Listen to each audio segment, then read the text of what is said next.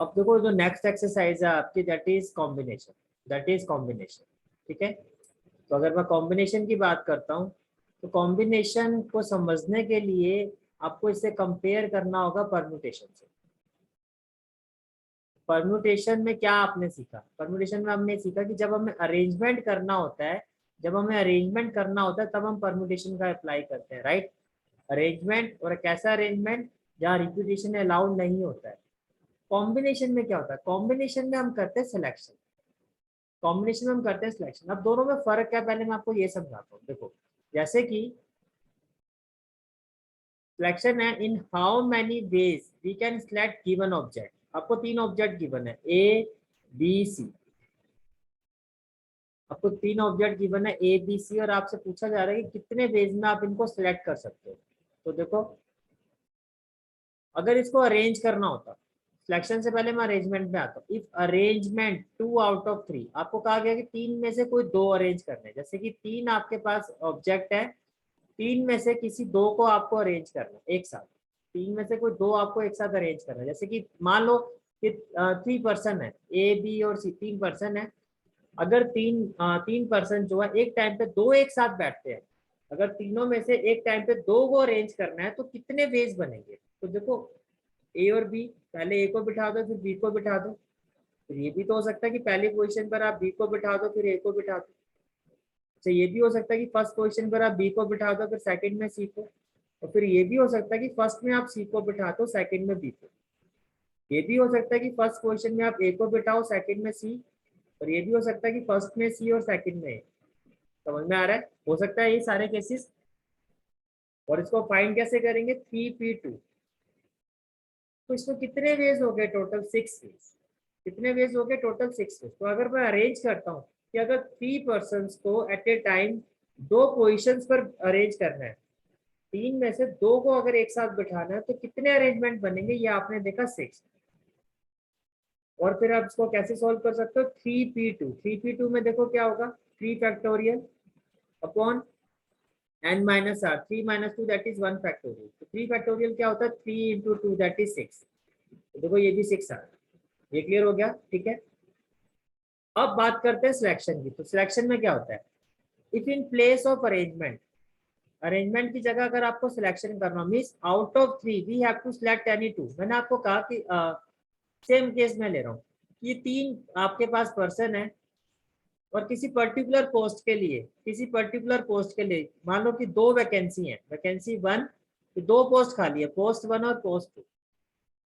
इन 3 person में से आपको कोई 2 कैंडिडेट को सेलेक्ट करना है, मैं सिलेक्शन कह रहा हूँ। तो हो सकता है कि आप ए को सिलेक्ट करो, हो सकता है आप बी को सिलेक्ट करो, हो सकता है कि आप ए के साथ सी को सिलेक्ट करो। अब देखो, अब जो चीज मैं समझा रहा हूँ ध्यान से देखना। Out of 3 we have to select any 2 object. अभी 3 ऑब्जेक्ट हैं, ए बी और सी, 3 में से कोई भी 2 ऑब्जेक्ट मैंने कहा सिलेक्ट करने हैं आपको।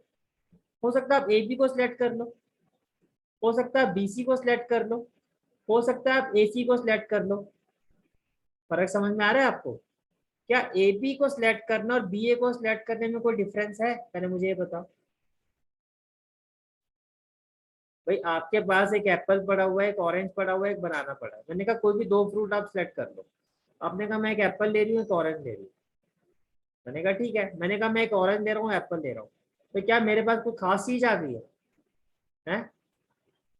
आपके पास क्या है, आपके पास भी तो एक एप्पल और ऑरेंज ही आया है, मेरे पास भी क्या है, एक ऑरेंज और एप्पल ही आया है। डज दैट मैटर, सिलेक्शन और अरेंजमेंट में फर्क समझ में आया, पहले मुझे ये बताओ। कल आपको कुछ फर्क दिखाई दे रहा है, सिलेक्शन और अरेंजमेंट में फर्क दिखाई दे रहा है आपको। अरेंजमेंट में क्या होता है, अरेंजमेंट में पोजीशन चेंज होने से एक नया अरेंजमेंट बन जाता है। इनके अरेंजमेंट में जो ऑर्डर होता है वो मैटर करता है। जब अरेंजमेंट की बात होती है तो वहां पे ऑर्डर क्या होता है, मैटर करता है। ए बी एक केस है, बी ए दूसरा केस है। लेकिन सिलेक्शन में ऐसा नहीं है, अगर 3 में से कोई 2 ऑब्जेक्ट आपको सिलेक्ट करने हैं, चाहे वो ए बी हो चाहे बी हो, बोथ आर सेम। पहले बताओ ये क्लियर हुआ तो थम्स अप करो। बी सी और C B both are same, A C और C A both are same, that is the difference. यही डिफरेंस होता है परम्यूटेशन और कॉम्बिनेशन में। क्या डिफरेंस होता है, कि सिलेक्शन में जो ऑर्डर होता है यानी कि जो पोजीशन होती है वो मैटर नहीं करती, चाहे आप ए बी को सिलेक्ट करो या बी ए को सिलेक्ट करो, बोथ आर सेम। चाहे एप्पल और ऑरेंज को सिलेक्ट करो या ऑरेंज और एप्पल को, बात एक ही है। लेकिन अगर आपको ये कहा जाता है कि 3 पर्सन है, एक पर्सन का नाम राम है, एक का नाम है मोहित और एक का नाम है सुमित, 3 में से आपको 2 को एक साथ बिठाना है, तो डिफरेंट अरेंजमेंट क्या होंगे? तो पहले आपने कहा मैं राम को बिठा दूंगा, फिर मैं मोहित को बिठा दूंगी। मैंने कहा बिल्कुल चल ठीक है, हो सकता है। फिर आपने कहा ये भी तो हो सकता है सर कि पहले मोहित को बिठा दे फिर राम को बिठा दे। मैंने कहा हाँ, ये भी हो सकता है। ये दोनों ही डिफरेंट अरेंजमेंट है। तो अरेंजमेंट में क्या होता है? ऑर्डर मैटर करता है। अरेंजमेंट में ऑर्डर मैटर करता है, कॉम्बिनेशन में ऑर्डर मैटर नहीं करता है। ये क्लियर हो गया? ठीक है। In arrangement, order matter. Like in arrangement, A, B और B, A, they are two different cases. But in selection, जब हम selection की बात करते हैं, A, B, B, A, both are same. ये दोनों सेम है। सिलेक्शन का जहां बात होगी वहां पर हम क्या अप्लाई करेंगे? कॉम्बिनेशन। अब सिलेक्शन क्या है मैंने आपको बता दिया। अब बात करते हैं फॉर्मूले की। परमुटेशन का फॉर्मूला क्या था? NPR, that is equal to n factorial upon n minus r factorial. तो कॉम्बिनेशन का फॉर्मूला क्या होता है? NCR, it is equal to n factorial upon r factorial n minus r factorial. पहले बताओ, ये क्लियर हो गया? परम्यूटेशन में क्या होता है? अरेंजमेंट होता है। कॉम्बिनेशन कब अप्लाई करते हैं? जब सिलेक्शन की बात होती है। दोनों के फॉर्मूलेस क्या होते हैं ये भी समझ में आ गया। अब एक इंपॉर्टेंट प्रॉपर्टी है जो आपके लेवल पर काफी इंपॉर्टेंट है, वो आपको पता होनी चाहिए। मैं इसका आपको वेरिफिकेशन भी करवा रहा हूँ। प्रॉपर्टी ये है कि जो NCR होता है आपका, वो NCN माइनस आर के इक्वल होता है। मीन्स जैसे मैंने लिखा 6C3, और अगर मैं यहाँ पे लिखता हूँ 6C4 लिख देता हूँ, 6C4, तो 6C4 और जो इनका डिफरेंस है दैट इज 2, तो 6C2 both are equal.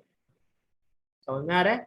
NCR और NCN माइनस आर, इनका डिफरेंस 6C4 और 6 और 4 का डिफरेंस दैट इज 6 माइनस 4, इसका जो डिफरेंस है बोथ आर इक्वल। अब इसका मैं प्रूफ आपको करके दिखा रहा हूँ। देखो NCR मैंने कहा क्या क्या कहा आपको? NCR किसके इक्वल होता है? n factorial upon r factorial n minus r factorial. तो यहाँ पर देखो ये n और ये r, तो डायरेक्टली आपने लिखा n factorial upon r factorial n minus r factorial. अब यहाँ पर जो r है आपका, वो आपका n minus r, n factorial, तो ये हो गया n factorial upon r factorial. r की जगह क्या आएगा? n minus r factorial. फिर n माइनस r, r की जगह क्या आएगा? n minus r, that is n minus r, और ये आपका हो गया फैक्टोरियल। जब आप इसको सॉल्व करोगे ये हो जाएगा n factorial upon r factorial n minus r factorial. ये हो जाएगा n factorial n minus r factorial. अब देखो जब इसको सॉल्व करोगे ये क्या होगा? n minus minus plus r और फैक्टोरियल, ये कैंसिल हो गया। तो देखो are they equal? Yes they are equal. समझ में आ गया? तो ये प्रॉपर्टी बहुत इंपॉर्टेंट है, और मैं साथ में इसका प्रूफ भी आपको करवा रहा हूँ सो दैट आपके माइंड में रहे why they are equal, why NCR is equal to NCN1। Question को जब हम सॉल्व करते हैं इस प्रॉपर्टी का बहुत जगह यूज किया जाता है। कैसे यूज किया जाता है वो अभी जब हम क्वेश्चन करेंगे तो मैं आपको बताऊँ।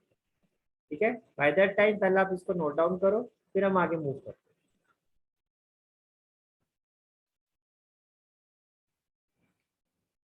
So now exercise 7.4 question number 1. If NC8 is equal to NC2, find NC2. क्या कहा आपको कि जो NC8 है आपका it is equal to NC2। तो अगर ऐसा है then find we have to find the value of NC2। हमें NC2 की वैल्यू फाइंड करनी है। We have to find the value of NC2। तो कैसे करेंगे इस क्वेश्चन को? NC8 is equal to NC2। In such case, देखो we know that NCR को कैसे सॉल्व करते हैं? How to solve NCR? NCR is equal to n factorial upon r factorial n minus r factorial, n factorial upon r factorial 8 factorial n minus r n minus 8 factorial। और यहाँ देखो n factorial upon 2 factorial upon n minus 2 factorial.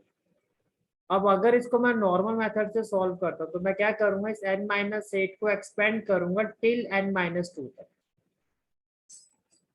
ठीक है, तो यहाँ पे देखो, और 8 को एक्सपेंड करोगे 2 तक, तो ये हो गया 8 7 6 5 4 3 2। अच्छा, 8 में से माइनस करोगे तो -9 -10, 8 से नहीं होगा, 2 को आपको 8 तक एक्सपेंड करना पड़ेगा, मीन्स n माइनस 2, फिर n माइनस 3, सो ऑन करते हुए n माइनस 7 n माइनस 8।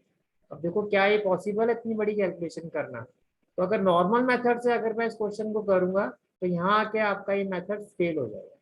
यहाँ पर मेरी बात समझ में आ रही है? अगर नॉर्मल मेथड के साथ जाओगे तो ये सॉल्व नहीं होगा। तो अब यहाँ पर आपको क्या करना होगा, we have to use that property, जो मैंने कहा बहुत इंपॉर्टेंट प्रॉपर्टी होती है, क्या? That NCR is equal to NCN minus R. तो हमें यहाँ उस प्रॉपर्टी का यूज करना पड़ेगा। अब देखो, उस प्रॉपर्टी से जब हम करेंगे then it will get solve.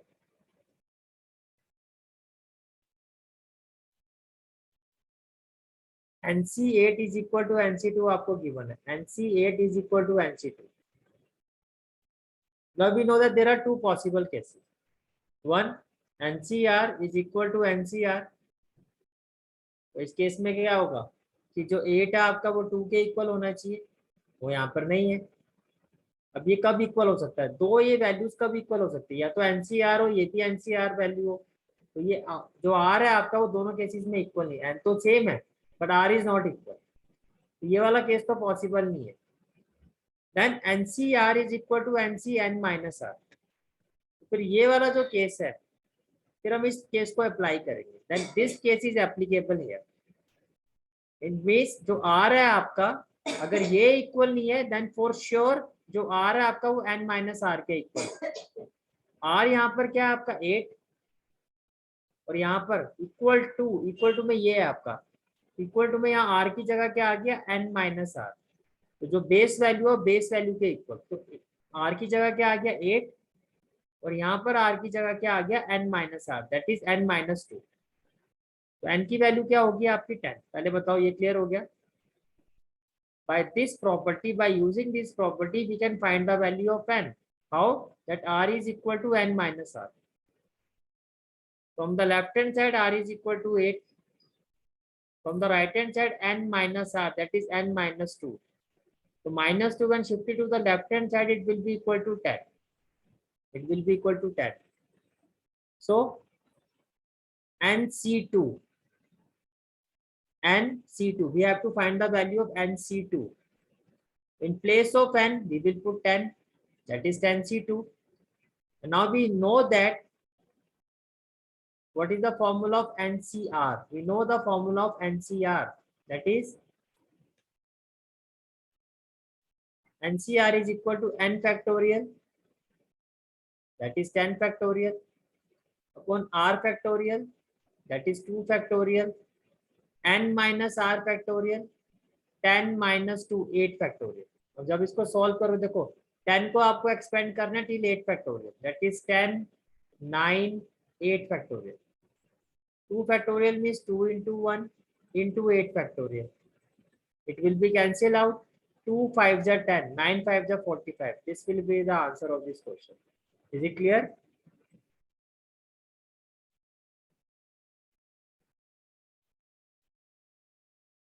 Reba, any doubt? Okay, it's clear. So make a note of this solution.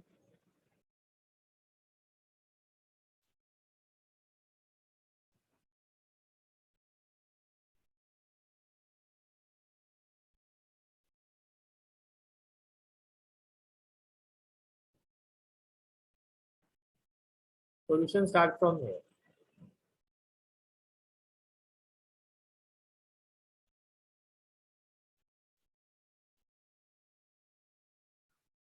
Next question is question number 2. And the question is determine the value of n if 2nC3 ratio nC3 is equal to 12:1. क्या कहा गया आपको? 2nC3 ratio nC3 is equal to 12:1. तो n की value क्या होगी? That's what we have to determine. Okay, because 2nC3 ratio nC3 is equal to 12:1. It means 2nC3 upon nC3 equal to 12:1. ये clear है यहाँ तक? ठीक है, 12/1. Now we know that NCR क्या होता है? That NCR is equal to n factorial upon r factorial n minus r factorial.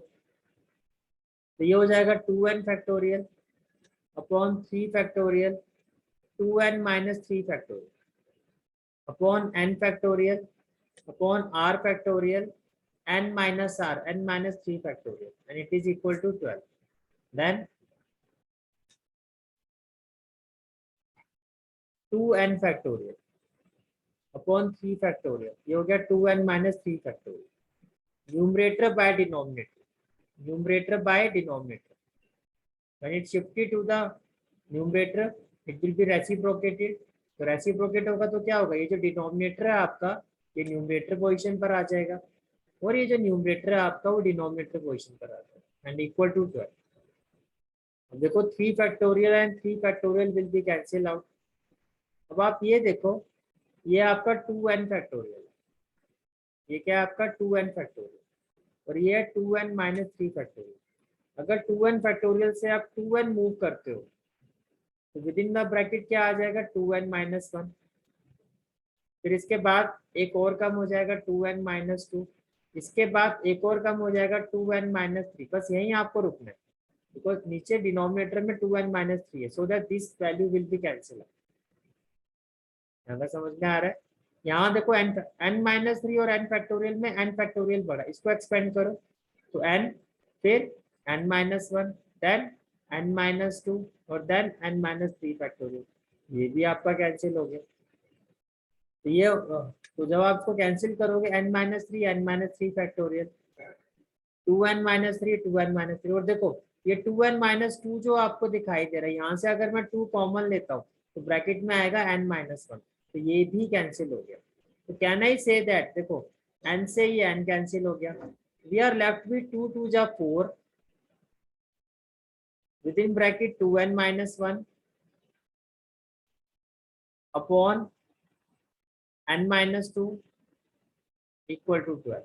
ये क्लियर हुआ स्टेप? आराम से देख लो, कहीं भी कोई डाउट है then raise your hand.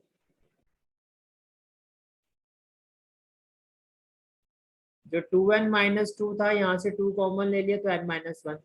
2n से आपका ये n कैंसिल हो गया, 2n minus 3 factorial 2n minus 3 factorial, और ये. तो finally we are left with 2 2n minus 1, और अगर यहाँ से आप 2 कॉमन लेते हो, जैसे मैंने आपको भी बताया था 2, तो within bracket we will have n minus 1. मैंने आपको बताया कि n minus 1 will be cancel out, right? n minus 1 और n माइनस 1 क्या हो जाएगा आपका? कैंसिल आउट हो जाएगा. We are left with what?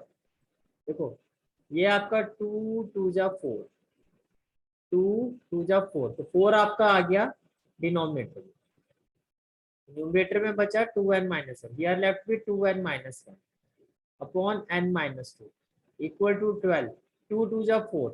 When it shifted to the right hand side, it will be in the denominator form. 4 3 जा 12. तो cross multiply करोगे तो ये होगा 2n minus 1 equal to 3 into n 3n minus 3 2 जा 6. Right? जब आप इसको सॉल्व करोगे 2n when shifted to the right hand side, it will be 3n minus 2n. Minus 6 when shifted to the left hand side, minus 1 plus 6. तो 3n minus 2n हो गया, and 6 minus 1 क्या हो गया? 5. And this is the final answer of this question. If it's clear, then thumbs up.